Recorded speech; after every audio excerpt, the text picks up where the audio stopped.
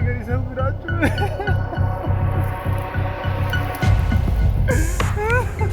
በጣም ነው የሚያስፈራው። በጣም ከባድ ቦታ ነው። እንግዲህ ይህን ነገር ስነግራችሁ ለመጥፎ እንዳትጠቀሙበት፣ ለመጥፎ ለሌላ ነገር ለተንኮል እንዳትጠቀሙበት። ሰላም ሰላም ሰላም! ውድና የተከበራችሁ የቻናሌ ተከታዮች እንዴት ናችሁ? ሁሉ ሰላም፣ ሁሉ መልካም። ዛሬ እንግዲህ በአዲስ ነገር መጥቼላችኋለሁ። እሱ ምንድነው ካላችሁ ምስጢር ነው። ለማንም መናገር አይቻልም። ለሌላ ሰው መጋራት አይቻልም። ለእናንተ ብቻ ነው። ለኔ ለምትወዱኝ፣ ለኔ ለምትከታተሉኝ ብቻ ምስጢር ነው የሚያሳያችሁ። እኔ ያለሁበት ቦታ ይኸው ጸጥ ያለ ቦታ ነው። ጸጥ ያለ ስፍራ ነው። እንግዲህ ታልኬን የመጣሁት የተላኩት ደግሞ የላከኝ ማን እንደሆነ መጨረሻ ላይ የምነግራችሁ ይሆናል። እንግዲህ ቤቱን ሰብስክራይብ እያደረጋችሁ ይህን ቪዲዮ ሼር፣ ላይክ እያደረጋችሁ ከኔ ጋር ቆዩ። ካሜራማን ተከተለኝ፣ አንተም ምስጢር እንዳታወጣ። እንግዲህ እዚህ አካባቢ የመጣሁበት ዋና ዓላማ ሰሞን ሲካሄድ የነበረውን ነገር ታውቃላችሁ ሁላችሁም ማለት ነው። ድምፅን ደግሞ ዝቅ አድርጌ የሚያወራበት ዋና ምክንያት ያለሁበት አካባቢ ጥሩ ስላልሆነ ነው። ስለዚህ ሰሞን የነበረውን ሲፈጠርም የነበረውን አይታችኋል። ከመጀመሪያ እስከ መጨረሻ እኔ አልነግራችሁም፣ ግን ያንን ነገር ለማፍረስ በድጋሚ በሌላ በአዲስ ነገር መጥተናል ማለት ነው። አዲስ ነገር ምንድነው ካላችሁ ከዚያ ፊት ሩታ በአብርሽ አሰርታ እንዲፈዛ አድርጋለች፣ ወደ ራሷ መልሳለች ብላችሁ ብዙዎቻችሁ ስታወሩ ነበር። ያንን እውነታ የት እንዳለ ማጋ እንደሆነ ላሳያችሁ ዛሬ መጥቼላችኋለሁ ማለት ነው። ዛሬ እኔ ሩታ አይደለም ሌላ እናንተ የምትጠራጠሩ የሰዎች አይነት አይደሉም። እኔ የሚያውቀውን በሰዓቱም ስለነበርኩ ይህን ነገር ተልኬን የመጣሁት ምንድነው ካላችሁ ቦታው ላይ ሄደን የሚያሳያችሁ ይሆናል። ይሄ ነገር ምንድነው ካላችሁ እስኪ ይሄ ነገር ከመናገሬ በፊት ስለራሴ ታሪኬን ልንገራችሁ። ከዚህ በፊት ብዙ ነገር ተሞክሮብኛል። በህይወቴ ላይ ሊያመሰቃቅሉኝ ብዙ ነገር እየታሰበብኝ ያን ነገር በኔ ብርታት ብቻ አይደለም በፈጣሪ እርዳታ ነው የተወጣሁት። ወቅቱ ያለፈው ረመዳን ውስጥ እኔ ከቤት ወጥቼ ጠዋት እንግዲህ ታውቃላችሁ፣ ሙስሊም ሆናችሁ ክርስቲያንም ታውቃላችሁ ብዙዎቻችሁ፣ ያው ይሄ ሪሊ ስለሆነ ማለት የሚታወቅ ነገር ስለሆነ ጠዋት ለምሳሌ የመጀመሪያ ረመዳን አካባቢ ከ1 እስከ 10 ተራዊህ ብቻ ነበር የሚሰገደው። ከዛ በኋላ ተጅሂድ የሚባል አለ ከ20 እስከ 30 እስከ መጨረሻው አካባቢ ማለት ነው። እሱ ከስንት ሰዓት ጀምሮ ነው? ለምሳሌ ሄዳችሁ ታድራላችሁ። ወጣቱ ምኑ ሄዶ ማደር ይችላል። ኃላፊነት ያለበት ሰው ቤቱ ገብቶ አድሮ ጠዋት ሄዶ ከፈጣሪ ጋር የሚገናኝበት ከስንት ሰዓት ጀምሮ ነው? ከ7 ሰዓት ጀምሮ እስከ 10 ሰዓት ባለው ከፈጣሪ ጋር የሚገናኝበት ሰዓት ነው ያ ሰዓት። ያንን ለማድረግ እኔም እንደ አንድ የእስልምና እምነት ተከታይ ጠዋት እወጣለሁ፣ ሌሊት ማለት ነው። ቤቴ አድሬ ወጥቼ ሄጄ ጸሎቴን አድርሼ እመለሳለሁ ማለት ነው።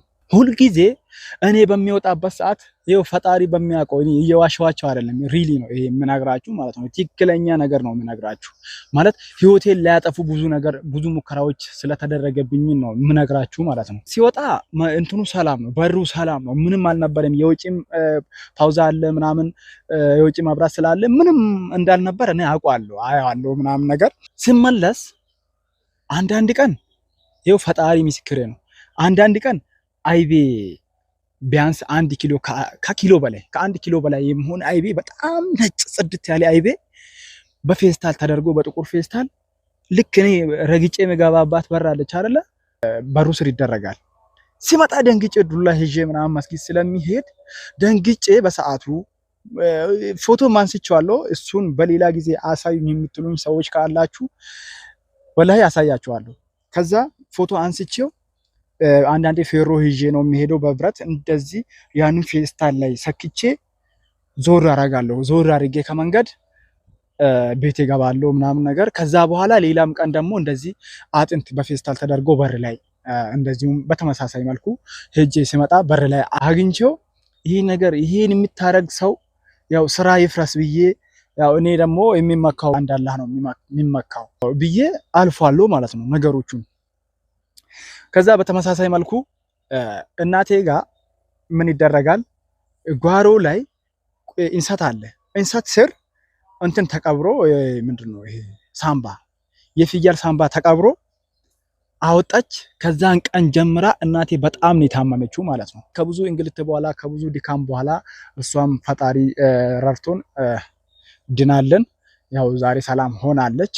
ይህንን ያነሳሁላችሁ ዋና ምክንያት ይሄ የሚፈርስበትን መንገድ ነው ያው የተላኩትኝ። እንዴት እንደሚፈርስ ያ የተደረገባችሁ ጥንቆላ በምን መልኩ ማፍረስ እንደሚችል፣ እንዴት ነው ማፍረስ የሚቻለው የሚለውን ነው። አሁን ሰሞን ከሩታና ከአብርሽ ጋር በተያያዘ በእነሱ ዙሪያ ባለው ነገር ብዙ ሰዎች ጥንቆላ እንደተደረገበት ነው የምታውቁት እንጂ ከየት እንደተደረገበት ማን እንዳረገበት በምን መልኩ ለምን እንደተደረገበት አታውቁም። ብዙዎቻችሁ ለምን ቅናት ነው እንደዚህ እሷ ናት ያሰራችበት ማለት የማይሆን ነገር ውስጥ እየገባችሁ ነው። በማታውቁት ነገር በገዛ ስልካችሁ በገዛ ዋይፋችሁ ኃጢአት ውስጥ እየገባችሁ ነው ማለት ነው። ስለዚህ ያንን ነገር ተቆጠቡ። ልጁ ላይ ያደረገበትን እኔ አውቃለሁ፣ የትም እንደተደረገ አውቃለሁ። ያንን ነገር ሰሞን በጣም ልጁ እንትን ሲልበት በቃ ሲበዛበት የሆነ ቦታ ጠቀምኩት ማለት ነው ለአንድ ሰው።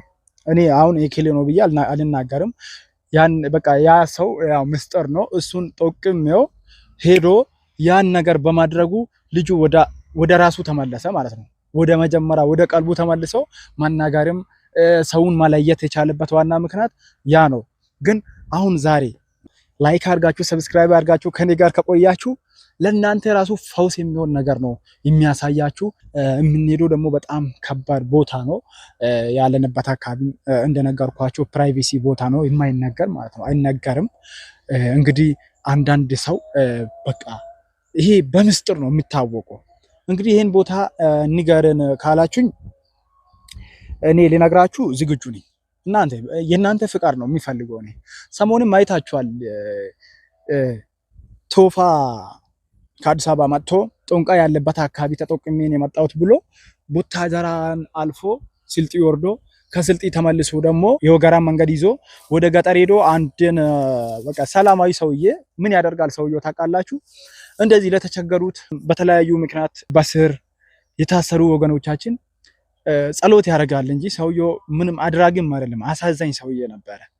ከዛ ሄዶ ግቢያቸው ላይ እንደዚህ አይነት ብዛታቸው ከ200 በላይ የሚሆኑ ዶሮዎች አሉ፣ እንደዚህ ትኩስ ስጋዎች አለ ግቢ ላይ አይቼዋለሁ ብሎ ተሳስቶ አሳሳተን ማለት ነው።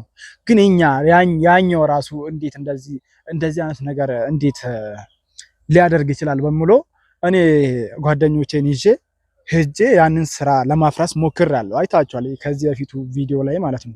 የሰውየውን እቃ ባመጣንበት ሰዓት ሰውየው ምንነቱ ማለት እኛ ያመጣነው እቃ እሱ የሆነ እንትኖች የሆነ ፎቶዎች ነበሩ፣ የተለያዩ እቃዎች የሚቀመጥበት ሳጥን ነበረ፣ ብዙ አይነት ሽቶ ምናምን ነበረና ያንን ምንነቱ ሳይገባን እኛ በቃ በዚህ ነው የሚሰራ በሚለው በደፈና ነው አንስተን የመጣ ነው ማለት ነው።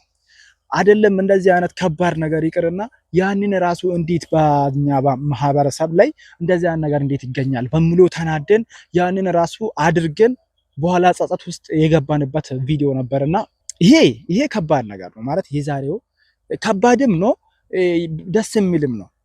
እኔ ዛሬ ይሄን ምስጢር ካሳያችሁ ብዙዎቻችሁ ትድኑበታላችሁ። የምሬን ነው። ዋና ምንድነው የእናንተ ብርታት ይጠይቃል። የእናንተ በቃ ለዚህ ነገር ማጥፋት ዝግጅታችሁን ካሳያችሁኝ በቃ ምንም የማናረገው በቃ ምንድነው ከተስማማን አንድ ከሆነን የማናጠፋው ነገር የለምና በዚህ አጋጣሚ ቦታው በጣም ነው የሚያስፈራው። ቀን ነው ሲጀመር ቀን ሆኖ ራሱ በጣም እጅግ በጣም ነው የሚያስፈራው። እያያችሁት ነው አይደለ? በጣም የሚያስፈራ አካባቢ ነው ያለ ነው ማለት ነው። ስለዚህ እንግዲህ ተከታተሉኝ። ያለውን ነገር ሰብስክራይብ እያደረጋችሁ ከኔ ጋር ቆዩ። ተከታተሉኝ። እስኪ ጫማን አስራል። ጫማን በደንብ ይሰራ።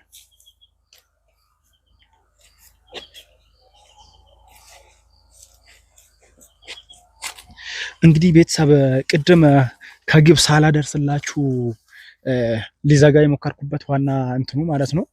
ያን ነገር መተቱን እንዴት ልትቆጣጠሩ ቻልኩ? እንደዛ ሰዎች ሲያሰቃዩ እንደዛ ሲያሳድዱክ ብላችሁ ከጠየቃችሁኝ አጋጣሚ አላህ ይስጠውና የሆነ ጓደኛዬ ነው ሚስጥረኛዬ ነው እሱ ነው ይህንን መንገድ እየጠቆመኝ ማለት ነው። ይህን መድኃኒት ያሳየኝ እሱ ነው። እኔ ፈጣሪ ይስጠው ነው የምለው፣ ሌላ ምንም የሚለው ነገር የለም። እስኪ ያለው ነገር ተከታተሉኝ። ሰብስክራይብ እያደረጋችሁ ከኔ ጋር ቆዩ። ቦታ እያያችሁ አይደል ጋይስ? በጣም ነው የሚያስፈራው። በጣም ከባድ ቦታ ነው። እንግዲህ ይህን ነገር ስነግራችሁ ለመጥፎ እንዳትጠቀሙበት፣ ለመጥፎ ለሌላ ነገር ለተንኮል እንዳትጠቀሙበት፣ ለማዳን ብቻ ይሁን አንድ ጓደኛችሁ ወይም የቅርብ ሰውን የእናንተ ሰው የሆነውን ሰው ለማዳንና እናንተም ራሱ ልትድኑበት ተጠቀሙበት እንጂ በመጥፎ መንገድ መጠቀም ክልክል ነው። ተከታተሉ።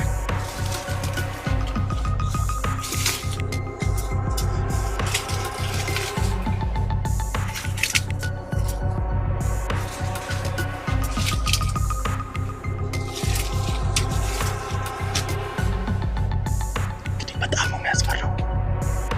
በጣም ነው የሚያስፈራው። እንግዲህ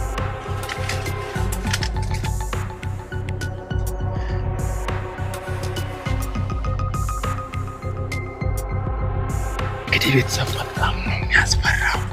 እጅግ አስፈሪ ቦታ ነው ያለው ማለት ነው። ና ውጣ።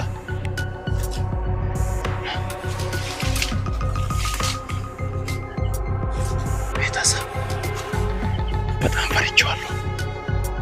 ፈርቻለሁ። ቦታ ራሱ ጠፋብኝ።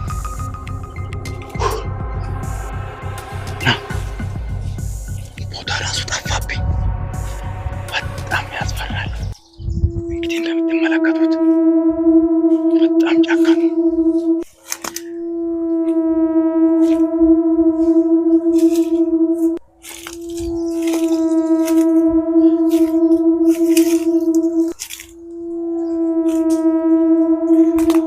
እንግዲህ ቤተሰብ ቦታ ላይ ደርሰናል።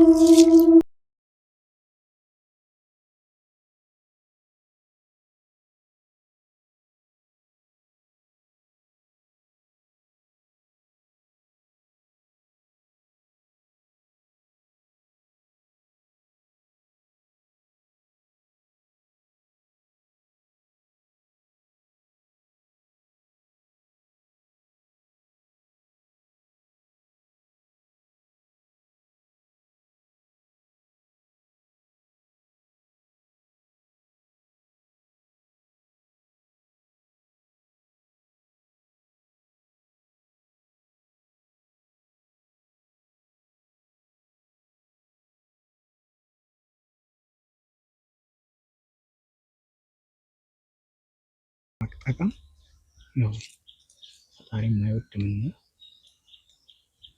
እኛ በዚህ ነው እንግዲህ በተጠቆመን መሰረት ራሳችን እንደዚህ የምንከላከሉ በታዘዘን መሰረት። ከታዘዘልንም በላይ መጠቀም ጥሩ አይደለም። ከላይ በተነገረን መሰረት ነው የምንሄደው። እሺ ያው እንግዲህ እንደነገርኳችሁ 5 መድኃኒት ነው ያለው። ግን 5 መድኃኒት አለ እዚህ ጋር። እስኪ እንግዲህ ያለውን ነገር ተከታተሉኝ።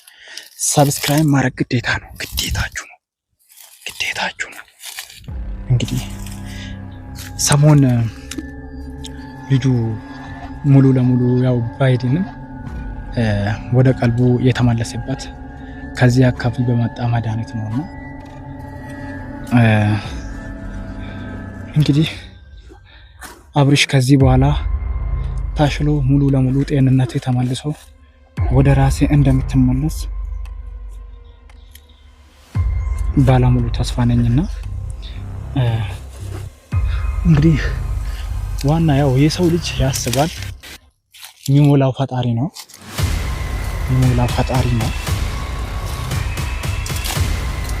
አሁን ሶስተኛ ቦታ እየሄድን ነው። እንግዲህ ቤተሰብ ሶስተኛ ቦታ ላይ ደርሰናል።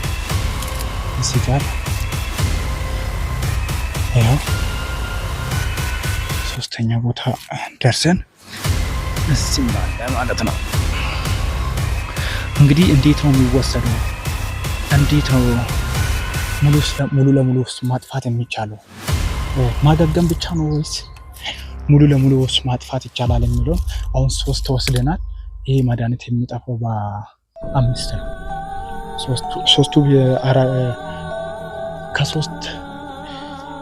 ከ5 በታች ያው አንዱ ለአንዱ እርስ በርስ ተደጋግፎ ነው እንጂ ያንን ነገር ማጥፋት የሚቻለው ብቻቸውን እንትን ማለት አይችሉም። እና እንግዲህ አዎ እዚህ ጋር ነው 3 ወስደናል። እንግዲህ 4ኛው ጋር ደርሰናል ማለት ነው።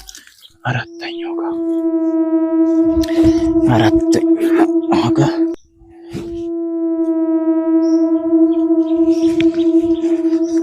አሰናም።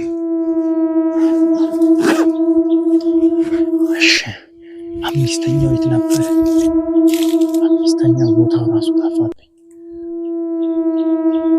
የት ነበር ቦታ ማለት? እኔ እኮ ቀልብልኝ በጣም በመራሳው የሆነ ነገር የት ነበር? 5ኛው